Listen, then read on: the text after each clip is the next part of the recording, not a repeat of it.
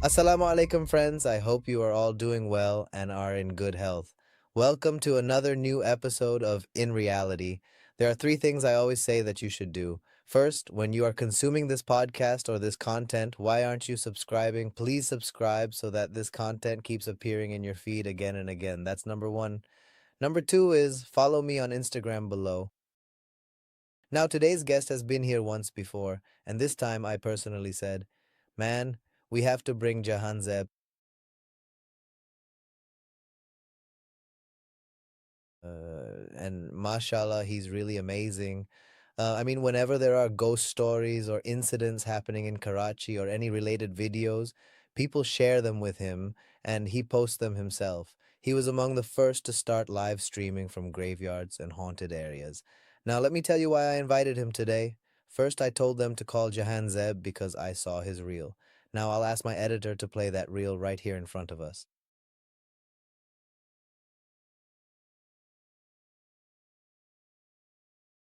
And he's saying, I want to be friends with you. I came here to meet you.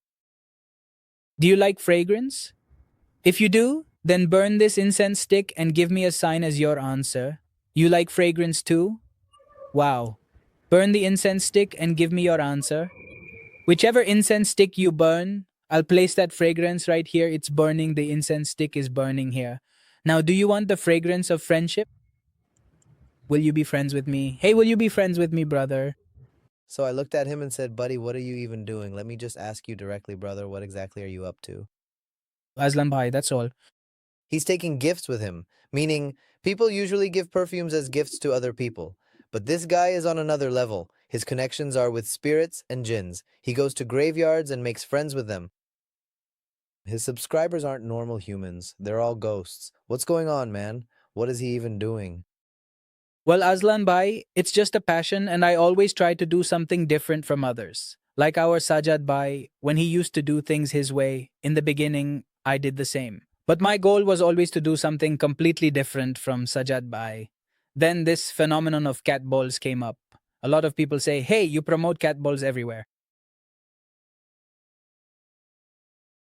One important thing to keep in mind is that whenever you're having a conversation with someone, there really shouldn't be any long gaps or awkward silences in it. Maintaining a steady and continuous flow of speech is essential because it helps to keep the energy of the interaction high and ensures that both people remain fully engaged. When you allow the dialogue to move forward without any interruptions, it creates a much more natural and comfortable atmosphere for everyone involved. By avoiding these pauses, you can foster a stronger sense of connection and prevent the communication from feeling disjointed, which makes the exchange more pleasant.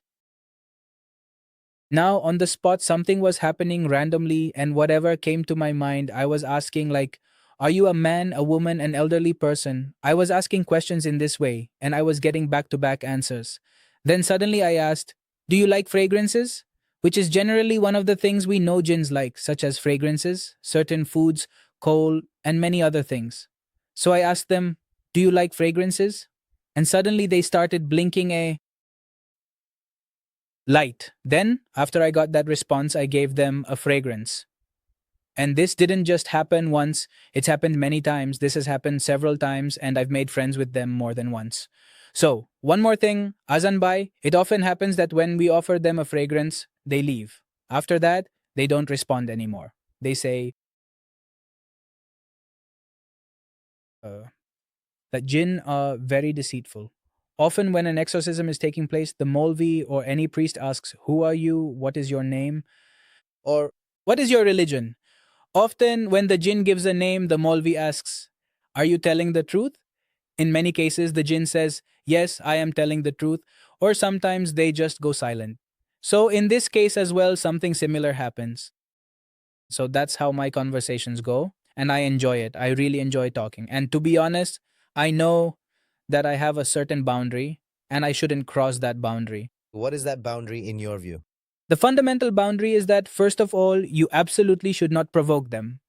If you choose to provoke them, then it is quite possible that the negative consequences won't come to you directly, but instead they could very well affect your entire family in the long run. Right? Provoking others means speaking very rudely or talking quite harshly. These specific behaviors can actually be extremely harmful and damaging for your own well being in the long run. For you. In these scenarios, you really have to think things through. You can't just let people take cat balls and then go to graveyards and start this whole scenario themselves. There needs to be a lot of checks and balances in this. So, in your view, the boundary is that you shouldn't provoke them, you shouldn't be rude. Or impurity. Don't do that either. And speak within the bounds of respect in a gentle tone, because often what happens is that we don't realize when we become too loud. It's possible that our tone might hurt them, so the tone should be perfectly balanced so that the other party doesn't feel offended. For example, if I say to you, "And Aslan Bhai, how are you?" Maybe you might feel bad, but if I say, "And Aslan Bhai, how are you?" There's a difference between the two. So these are the kinds of things that matter. Okay, so tell me something. When you go out and do this, do you ever leave the house thinking, like, what if it gets too much? Let's say you become positive or something happens to you, like you were saying in the video. If you become friends with me, I'm coming closer to you. Please don't harm me. Maybe keep a little distance. Have you ever have you ever thought that like you've lived your life, closed that chapter, and now you've gone home to sleep? Do you ever recall what happened to you that day? Does that thing ever haunt you? No, never. Look, Aslan Bhai, I have a rule. When I do a 3 hour live session, after that, I don't go and check my live recording or anything. Whatever I've done, I've done. That's it. I don't give too much time to that certain horror content. If I think about it more, I'll start heading towards assumptions. Your Instagram is horror related, meaning you also post videos that other people send you. Your Instagram is related to paranormal activity, your YouTube, your Facebook. Your content all revolves around paranormal activity, so in one way or another, subconsciously, your mind is always occupied with horror related things. And that's why, as I told you earlier, I had a 3 year gap in my investigations across the entire genre. After that, I never repeated the mistakes I made before. I recalled what mistakes I had made for which I might have paid the price. And did you figure out what mistake it was that you made? The mistake was that I was with someone else, and I ended up paying a heavy price for their mistake. I unfortunately paid a very heavy price for their careless mistakes. The very last investigation I ever did was in a mysterious haunted house located in Pex, where I was suddenly pushed from the first floor. I plummeted to the hard ground below and then suddenly got up. I truly didn't know who had pushed me, and I also had no idea how I actually survived that fall. Okay, that sounds perfectly good to me. There's a very famous restaurant there, and people ran from there and came to this place.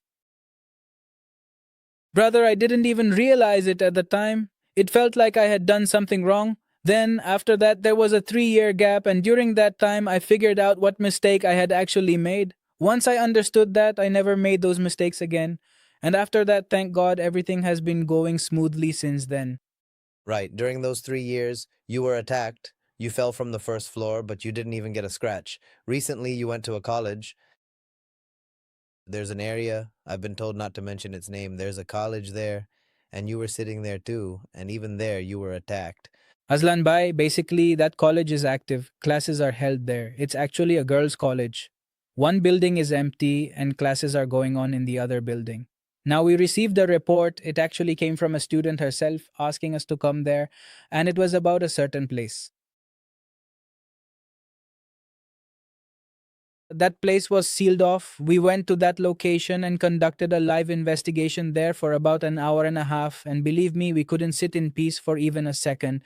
I had a sensor, specifically a motion sensor, that I had placed there. I was having a conversation, and in return, what did I get? It felt like that I'm looking at my gadget right in front of me, and suddenly something kicks it from the side. Is this video? Then Jack Beer. The rest. Then Jason kicks it, and after that, there's a scene where he's dropping something. I'm trying to catch it. I'm going after it. I say something, and you're eating rocket. Someone said something about alcohol. Who? I'm coming, dive. You come to me. And if you drop it in the grave, we used to pray. I remember the prayer. I'm going to pray. Since the silence continues to persist, and I am interpreting it once more as a clear signal to proceed, I am now making my way up to the next level. I begin this journey in the name of Allah, who is the most gracious and the most merciful, seeking His guidance and His infinite blessings upon us all. In the name of Allah, the most gracious, the most merciful. Someone is walking slowly above us. Someone is walking someone is walking right above us. Just walking above, Ike. Someone is walking above our heads. And now a gentle, cool breeze has finally come to us.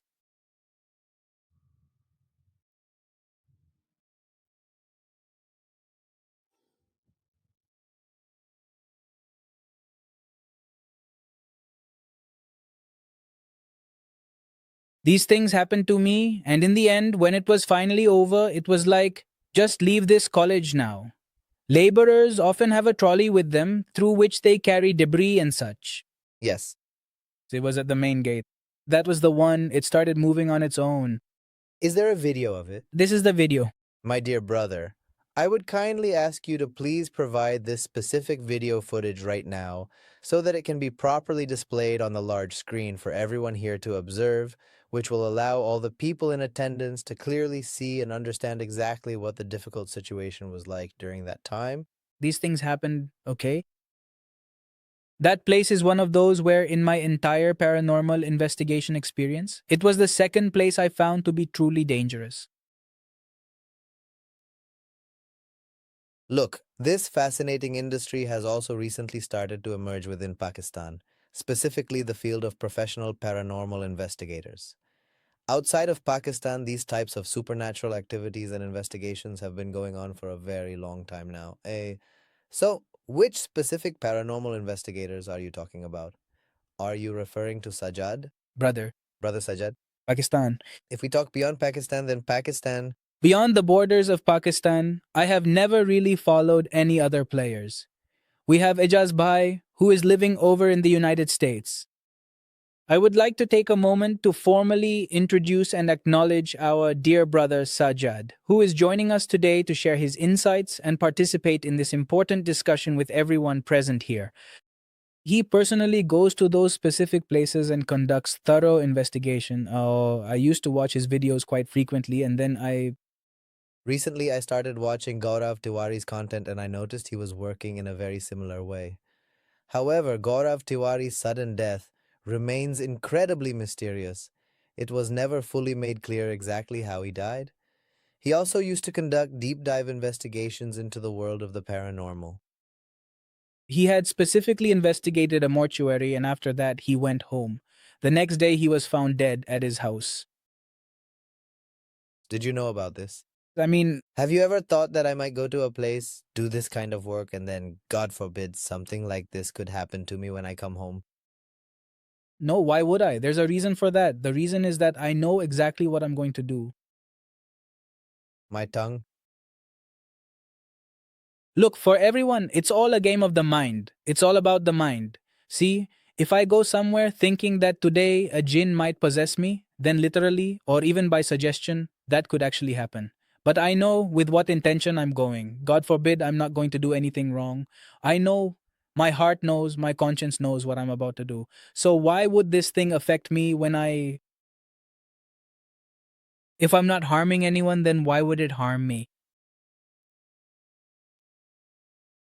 So, you went to the graveyard and saw a shrouded figure there. What exactly is a shrouded figure, and what's the story behind it? Sultan Bhai, when I see that, when I think about it, I literally get goosebumps. What exactly happened? What happened was that we were in a graveyard, and often when we go with a team, we end up going solo, something like that. Someone goes off in that direction, someone else goes off in another direction, and I go off on my own.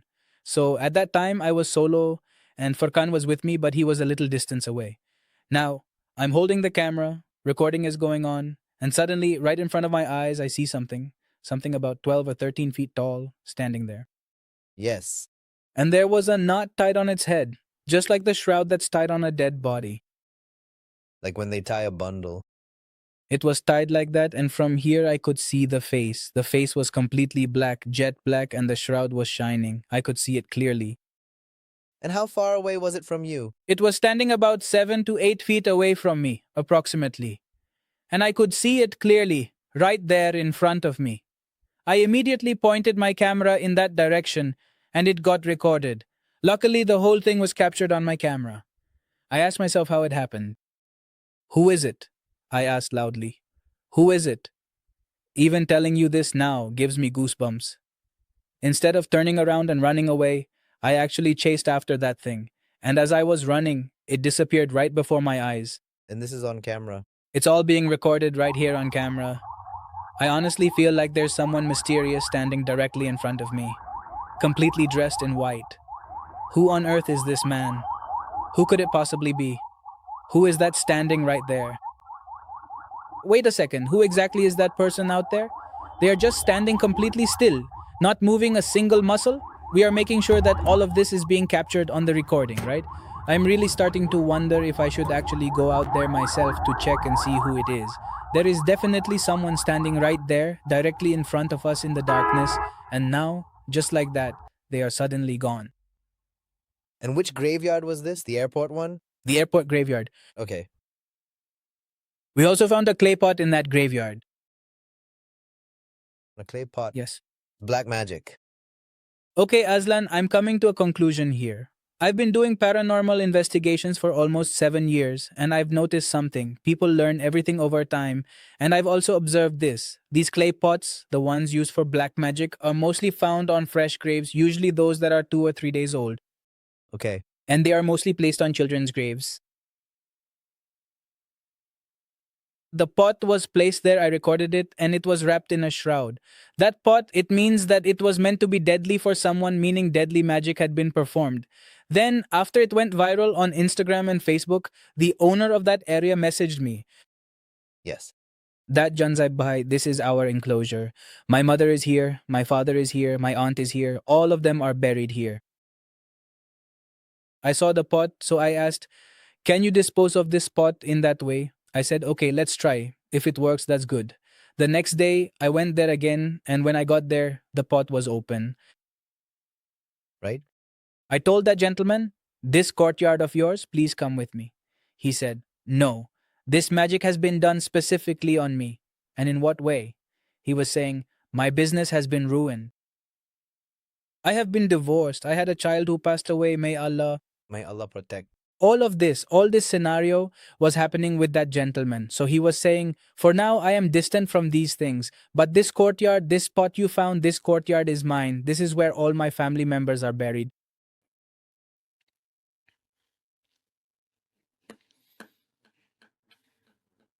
As a practitioner of black magic, you've gotten famous, right?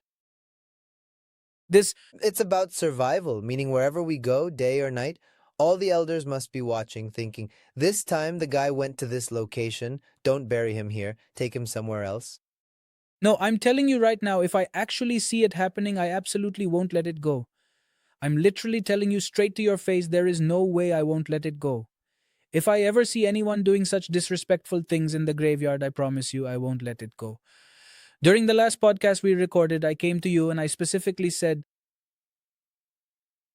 there's a 3 year sentence for this, a 3 year sentence, and an 80,000 rupee fine.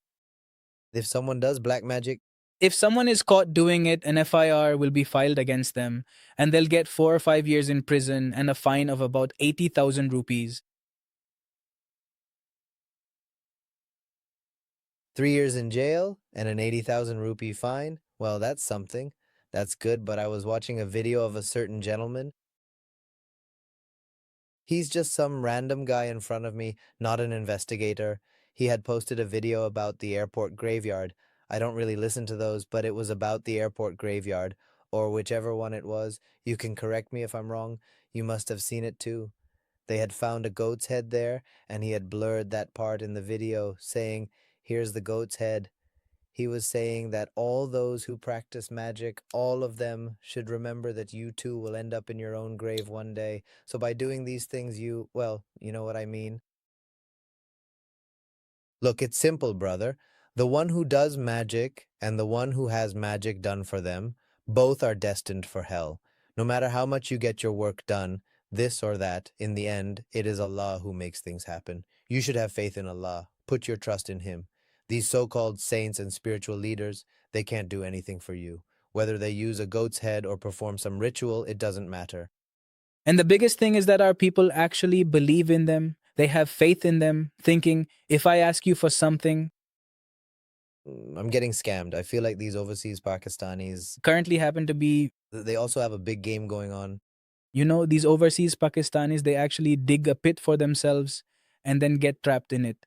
Literally, I've received so many messages from people saying, Jahanzai Bhai, this guy has taken our money. Dama Jahanzai Bhai, he's already taken 7 or 8 lakh rupees from us. Literally, and I'm telling you, this is someone very famous. I'm talking about a famous personality, the one who claims to do magic. He says, I can do magic, I can end it. Okay. But absolutely nothing actually seems to happen. What's the story with the kid? What's the scene? The kid's story is really interesting. What? There was a similar case like this where I put cat balls on a kid's grip. Basically, we were on an investigation. Everything was cold. Aslan Bhai, everything was cold, and I wasn't enjoying the investigation. I had been wandering around for 2 hours, and suddenly this happened. I saw the cover of a child, so I placed rocket balls on it and started a conversation saying, I've come to meet you. Will you meet me? Suddenly the ball lights up. Will you be friends with me? The ball lights up again. Then I got a call saying, Bro, we have to leave, it's getting late. Okay, Hasnain, I'm leaving now. The name written on that grip was Hasnain. I said, Hasnain, I'm leaving now. God willing, I'll meet you again sometime. The ball went blank. I picked up the balls and left. 2 months later, I was live from the same place. I was live, and people said to me, Janze Bhai, you've come to this graveyard again. There's a live session going on, so meet Hasnain. I remembered, yes, I have a friend here. Should we go? Let's go. Let's meet up soon.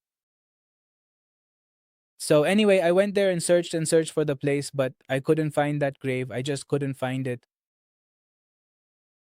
I got tired of searching and searching, but I couldn't find that place. I couldn't find that grave. Now, suddenly, when I met up with my team, everyone gathered at one spot. And at that moment, Furkan was with me. Furkan was right in front of me, and the light from Furkan's torch was shining directly into my eyes. Right. So I told Furkan, Furkan, lift the light here. Furkan lifted the light, and as soon as he did, there was a blurry vision. Right in front of us, Husnin's grave became visible. And just 2 minutes before that, I had said, Husnin, I can't find your grave. Please, somehow, lead me to your grave. And then this scenario happened. Okay. Then I shout out loudly again, desperately try to speak again, but this time I don't get any response from a single soul. That is correct.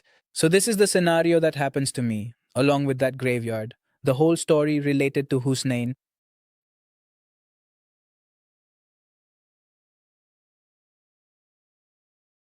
I would like to sincerely apologize for the interruption. I seem to have lost my place in the narrative and the sequence of events I was previously describing regarding the specific details of the situation we are currently discussing. So, if you could please bear with me for just a moment while I gather my thoughts and continue with the story.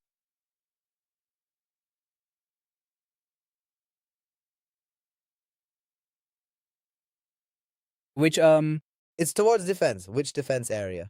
I've already done the one in Gizri. That phase 8 one? No, I haven't done that one. Just these three I haven't done. I've done all the others. There's also a graveyard in phase 1. One, It's absolutely incredible to be there. the one near Nojopadi. No, no. Actually, if you look at it, there are two separate ones to keep in mind. One is located specifically in phase 1, which is the very first part of the sequence.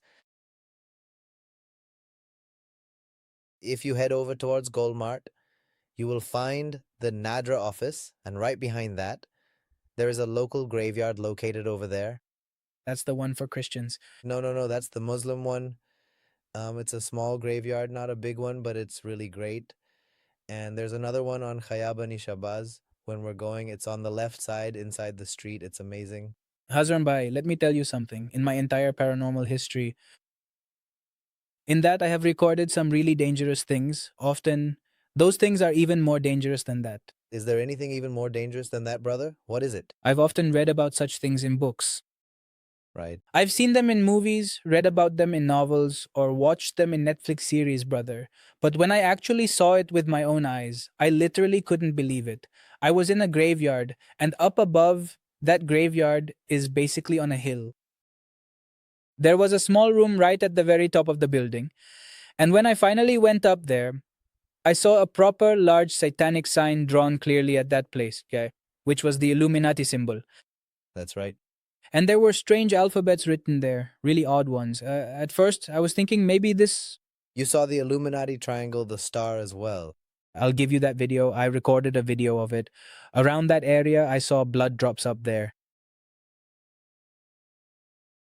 The entire ceiling was completely burnt to a crisp and the sides were heavily blackened too, which strongly suggests that secret Illuminati rituals are being performed right here. So, this is exactly what I witnessed deep inside the graveyard, and I must say it was very alarming and deeply unsettling for me. Now, let me tell you all that this specific place, precisely, I believe I might be somewhere near the defense area at this very moment. This is the exact place where the Illuminati they gather to conduct their mysterious activities. Traditional monetist rituals are being performed here, and the specific location where I am standing right now is situated at the very highest point of the entire structure. To be honest, I was not expecting to find myself in this position at all. Look, there used to be Freemasons here, and actually, they're still here.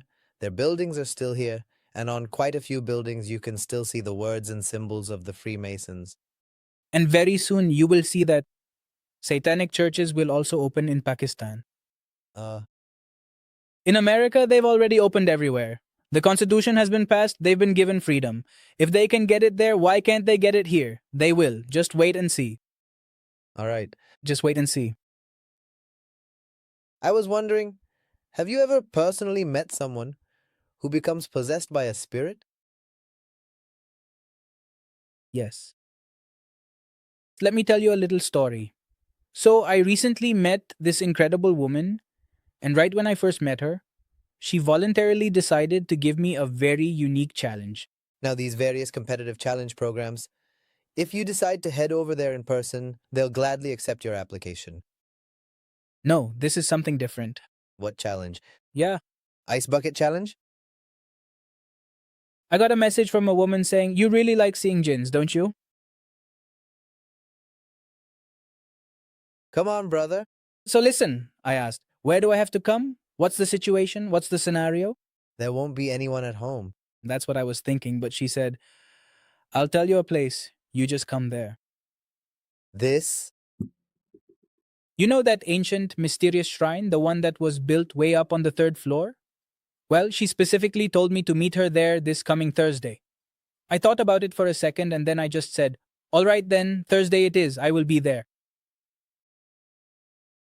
She kept messaging, "You're not scared, are you? You're not feeling afraid, right?"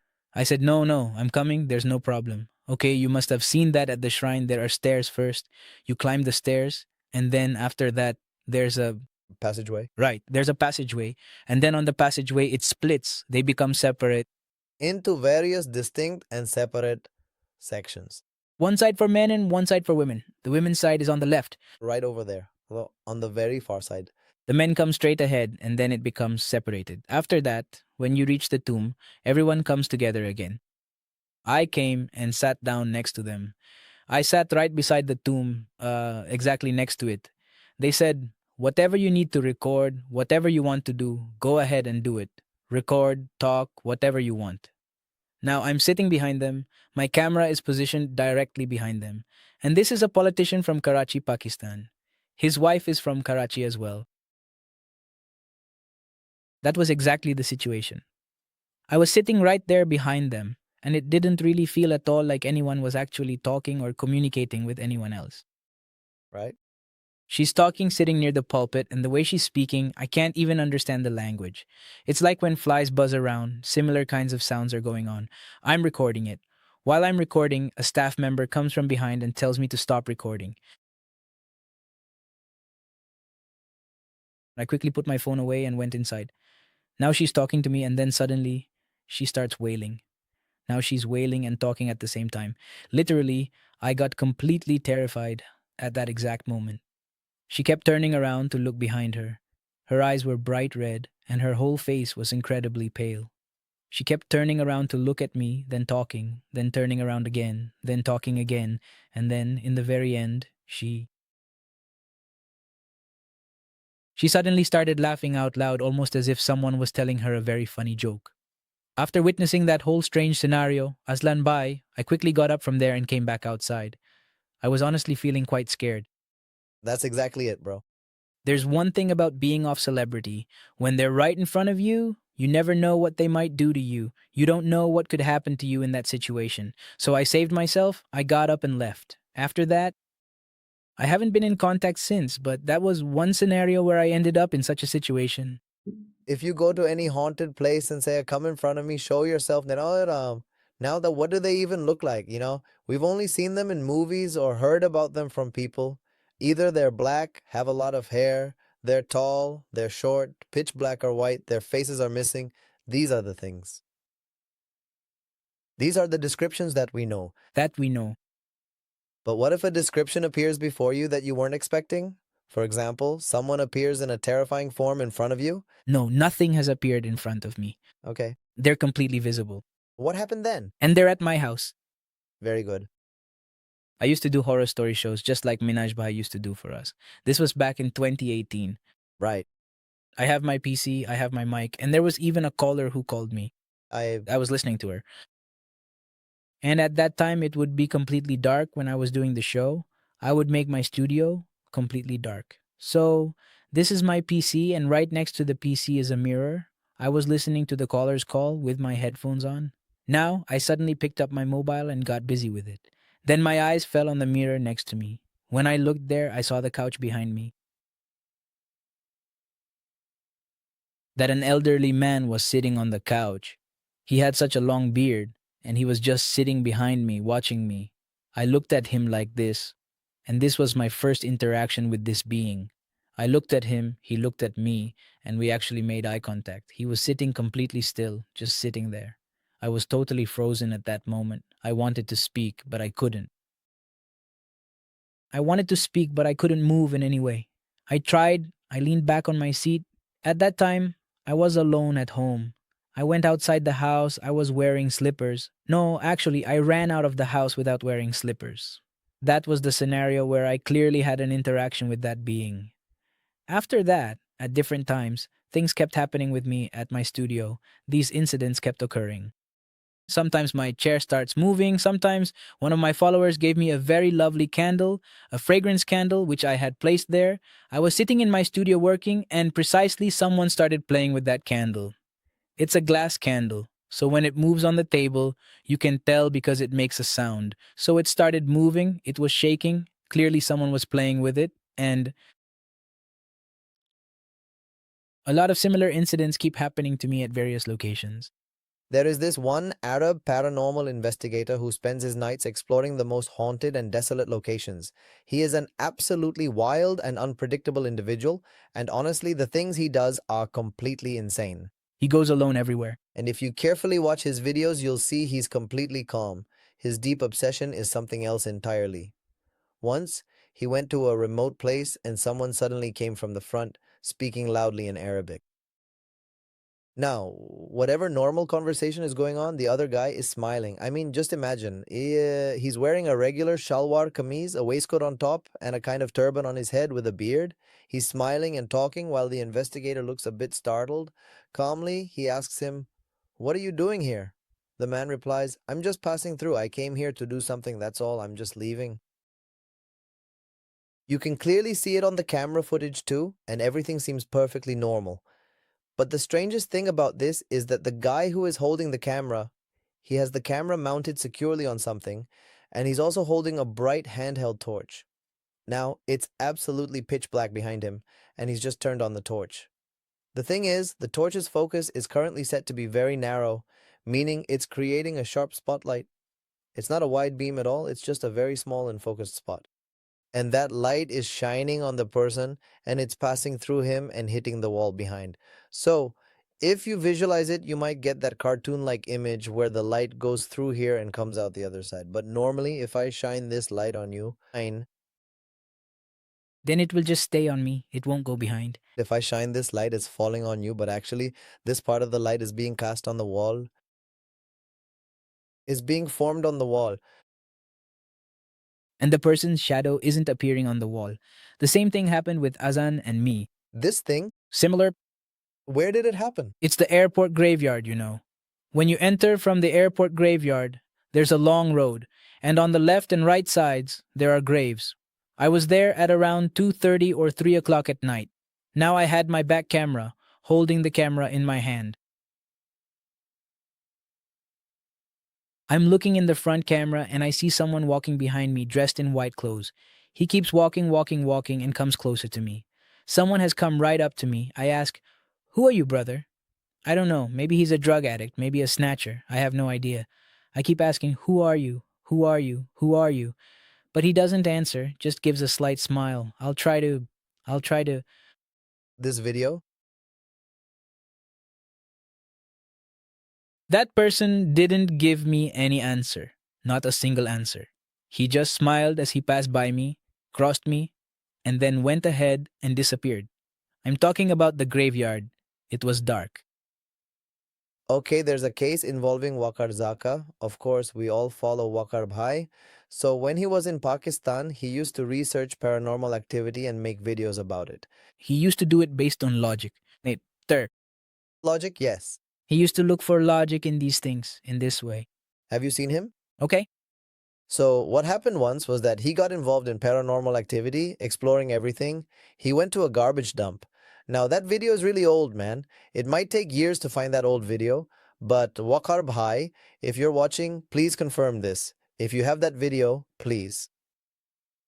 What happened was the guy was somewhere in the defense area. I'm not sure which defense it was, but there was a garbage dump there. So he went to that garbage dump and had his camera live.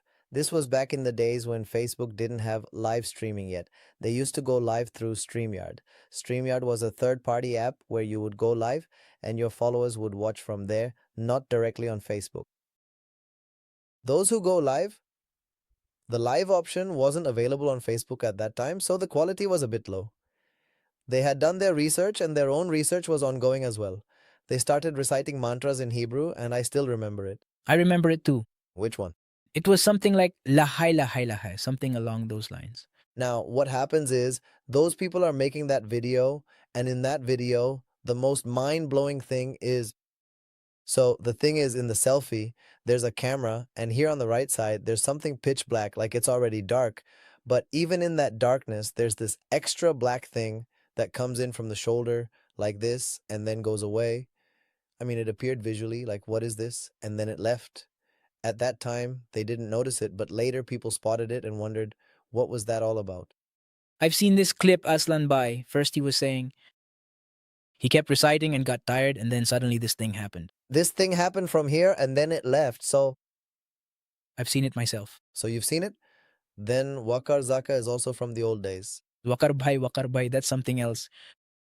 He was from his own era, you know. No, he used to do it well. Look, it's important that You were actually on camera once. I remember a time when Uzair Hassan and Waqar Zaka were both sitting together in a house. But now they even lit candles and were taking live calls from WhatsApp and they were live on StreamYard as well. So the place where they were sitting and talking about all those horror stories was actually a haunted house and they had set it up like a palace, taking live calls there. So I see that you should do this too. Go live from some haunted place, put candles, fragrances, sweets, coal, bones, and all that. This is what happens, you know. you're basically inviting them, like, come on, hit me, ring the bell, with all these things. No, man, you should talk to them nicely. Like, this is a buffet system for you. A little bit of coal, a few bones, some salt, a bit of sugar, some sweets, and a little perfume. No, no. Aslan Bai, by the way, there's one thing, Aslan Bai. It's not necessary that you just pick up a camera and head out, and then mistake a faint shadow for a jinn or a slight light for a jinn. You should also consider logic.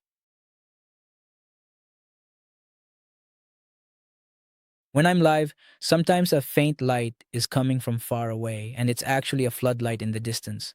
When two of them merge, it looks like there are eyes watching us. People tell me, Jahaze bhai, someone is watching you. But when we look closely, we notice and use logic to figure out what it really is.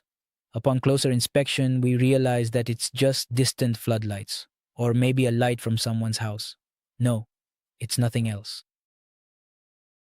You know, the things that happened to me with these lights, these eye like things, I actually fought with my team over it, accusing them of editing the footage. When I used to watch the raw footage, at first I would also think, man, maybe it's just some distant light, maybe a lens flare or something. But do you know what? In the Mewa Shah graveyard, wherever you look, all you can see is the graveyard itself. And in that, between the trees, two lights appeared, flickering. No, no, then that's not any ordinary light. Mewasha is a huge graveyard. And then, in another instance, you're sitting somewhere. There are two cameras. This one here, One, this camera, both are filming me, one from the side and one is taking a shot from the front. Now, in the front camera, there's a bokeh of light forming behind me as if a fire is burning, even though there's nothing behind me except for graves. Two graveyards. That doesn't happen. Not at all. A graveyard covers acres and acres. There's no graveyard smaller than that. Now, in those acres, it looks like lights are burning behind me, as if some bokeh effect is being created, or maybe some fairy lights have been put up. It's showing up in this camera, but not in the other one. Brother, if it was really there, it would show up in both. Remember, which graveyard was that? Wasn't it the Golimar graveyard, the one next to the police station? Or was it not that one? No, it was that one, right? that must be the other one next to the police station. The one that's aground. Yeah, it's just the solid ground. Yeah, I got it now. That's the one. Yeah, there are some things about that place. Now, regarding the points you are making about those bright floodlights, it is worth noting that not everything functions quite like that here. Sometimes even the small eyes of a cat can shine with a distinct glow. Many people are under the impression that a cat's eyes only shine when there is a direct light source nearby reflecting off them, but the way they catch and return light is often more subtle than that. That's not true at all. Try it. Make it pitch black, complete darkness, and then look at a cat's eyes. It's really scary. This is the sacred and ancient Taji Baba graveyard. Now I'm seeing these strange lights. They're constantly shifting and moving around from one spot to another, going this way and that. What exactly is happening here? We used to think it was just ordinary stones or something like that, and I used to pray thinking maybe it's something truly supernatural, that yes, these things really do happen. But now I can actually see the light with my own eyes. What exactly is this mysterious phenomenon I am witnessing? I got close and said, Eza, this is a light. I turned it on, and a cat was staring at me. I said, You scared me so much my heart nearly stopped. I thought, Stay calm, it's right there. Then I pictured a long haired witch hanging above, staring at me. But it was just a cat. God help us, whatever it was intense.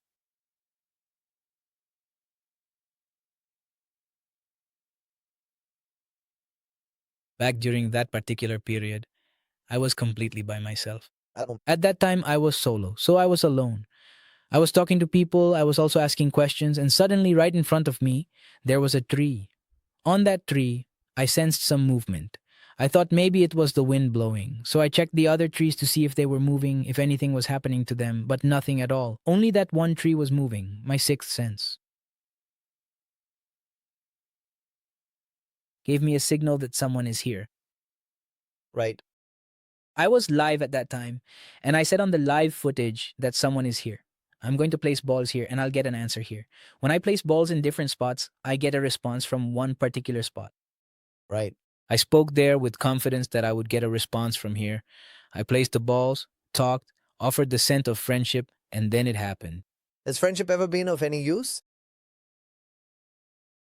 Listen, if you think about it, you don't actually gain any tangible results or specific outcomes from friendship whatsoever. So you're saying Look, you don't get any outcome from it. a person can get an outcome. Look, let me tell you something openly. Sit down at the place of Jahanzeb Baba. No, no, God forbid. Jahanzeb Baba will do the spiritual healing first. This is how it is. People keep saying, Jahanzeb Bhai, please heal me. Brother, I'm just a paranormal investigator, nothing more than that. Literally, I get so many messages. I'm really fed up. Either I find someone who is a volunteer. Let me give you some sincere advice, and I'm really sorry for interrupting you right here. Since you frequently go to old graveyards, you explore various mysterious entities, and you look deeply into things related to dark black magic to break those spells, I strongly think you should go to these fake babas. You should definitely expose them for who they are. I will certainly do it myself. Expose them. I will do it in a new way. I will see, look, We all know that there are jinns in this graveyard, at this place, at that place, and so on. We all know this. There are friendships too, but I think you should go and expose those people. Show those who are doing the right thing, and expose those who are doing wrong as well. This is something I really want. You said there's no outcome to befriending jinns, but So I'm telling you, there is an outcome, and that outcome won't be found here. It will be found above, definitely. I'll do it. Since you mentioned it, I'll take care of it. This is an idea I have in my mind. And I think you should do this because all those who are fake or real, they stay hidden. Those who actually know how to work, that's fine. In my view, someone who takes money is a bit of a wrong number. Then a new lollipop comes along, like, if we don't take money, then this will affect our children. So let me clarify. That is not exactly the point I am trying to make here. So I think instead of exploring these things right now, you should probably consider doing this on the side. My brother, I am certain you must be receiving a massive amount of messages lately. If in this podcast anyone is watching, any Baba who knows how to do magic, who has the deep knowledge and can actually perform it, then you should definitely reach out and contact them directly. No, no, not Baba. Spiritual. Not Baba, someone spiritual. Someone who can say, I won't take money for this. No, no, not good. If you think you do black magic, go to him. Black magic? Yes. If there's anyone like that, then come on, brother. Show us what you've got. Ikrar? I'll be Ikrar al Hassan, but not the other one. Brother, not Ikrar ul Hassan, brother, no. No, no, you said it, Azman Bhai. This will definitely happen. It is really not absolutely necessary for you to personally go there. Considering that you are quite famous, you should probably send everyone else along as well. No, one thing. Send Adi, send a deal too. No, one thing. Let me tell you something. People often say, Aslan Bhai, that you go to graveyards and all that. But people only see one side of it. They don't see the other side. What is the other side? Let me tell you about the other side. When we go to the graveyard, sometimes there's an open grave and you can see the shroud and everything inside. We can see the whole dead body, not just the bones, but the actual dead body. Yes. Yes, it's a grave that's about 6 or 7 months old. Its slabs are broken. I'm standing right in front of it and I can smell the decomposing body. I'm standing right next to it, and in the darkness, I can see that there's a dead body below. Astaghfirullah. From there, I call my entire team and they cover the area for me. Okay. Yes, they cover the area for me, and then after that, just recently, we also found 1, 2, or 3 graves open, and then some people gave us donations for all of them. There is a person who is very famous at the Chipa graveyard. There is a very specific and solemn section where all the graves of unidentified individuals are carefully made. This is the exact place where these graves are constructed, okay? However, the entire structure of these graves was completely and utterly destroyed by the elements. That's right. That's right. There is a certain person who does many different things solely for the sake of his own personal publicity. But I saw the grave of an unidentified woman whose age was between 28 and 30 years. I was standing there, and the woman's hair was coming out of the grave. What? The burial shroud was sticking out as well. Astaghfirullah. God forgive us. It really seemed like the grave had been desecrated there. No way, man. How long ago did this happen? It must have happened 2 or 3 months ago. Astaghfirullah. No, actually, it happened 4 months ago. I was there. I made a video there voluntarily and said, whoever the police officer is from this area or anyone else, please come and see what's happening here. Within a span of 1 month, a person was caught desecrating a grave Don't do this. from this very graveyard. Astaghfirullah. Oh, astaghfirullah. God forgive us. Oh, God forgive us. These people, Don't these people watch those videos? they only look at people. They just see, what video is this?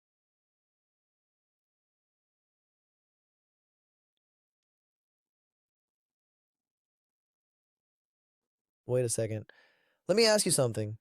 Is this actually the exact same video clip that you were talking about to me earlier today? I'm really not sure which of these options I should show you first.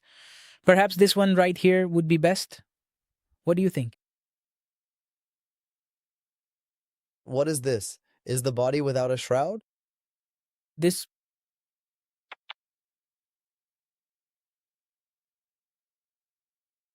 The heavy stone slabs are removed. No, man. So literally, you're laboring directly on these ancient graves where people are buried right now in such a solid state. You're working on that, so this. It's our mistake. We bury someone and then just leave, we don't go back. Whether it's our mother's grave or our father's, we bury them and leave, we don't return. And then what happens is they press down that grave and start preparing to make another grave on top of it. That's what happens. So please, you all brothers, go to the grave site, visit it, check on it, clean it, and take care of it. You should not become dependent on the grave digger. If you hire a gravedigger, pay him. Many don't pay him. When Shabi Barat comes, they might give him 500 or 1,000 rupees. And after putting flowers worth 300 rupees, you think your responsibility is done. No, brother, go and check, because even after your loved one has passed away, they are not safe. There's a lot to say. Ladies and gentlemen, this was today's podcast. You must have learned something from this podcast. If you bury your loved ones, then go to them, visit them, recite Fatiha at their graves, because all they need from you are your prayers. Whatever you recite, that's what they need.